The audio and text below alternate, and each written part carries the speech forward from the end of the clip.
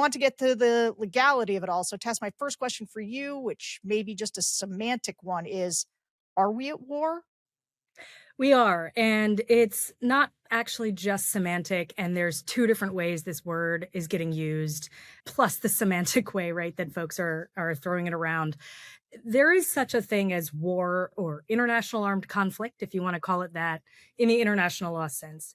And that's essentially not a high bar when you're talking about nation states bombing each other, right? So as soon as you're talking about we drop bombs on a foreign country, i.e., what we did in Venezuela. That was a war, right? When you're talking about armed forces of two countries clashing with each other, that already meets the threshold. The threshold's way higher when you're talking about non state actors, and that's just not our situation here, and that confuses people sometimes. So we were at war the moment we started dropping bombs on Iran. We were at war with Iran last summer, too, right? So that's the international law side. This might be, again, my naivete, but I thought Congress was the only one that could declare war under the Constitution. And it seems like the semantic game that's being played is they're like, well, Trump just started dropping some bombs.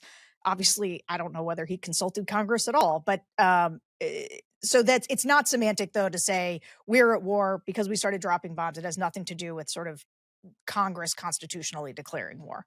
That's right. And the reason they're playing those semantic games, so that's the perfect segue, is because of the domestic law issue of when the United States can go to war, who has the authority to bring us to war, right? So it is exceedingly clear on the face of the Constitution, and it was very clear at the time of the founding and for 100+ years after that, that it was Congress alone that has the authority to decide when the United States should go to war. And that's something that was important to the founders for the same reason that it's important now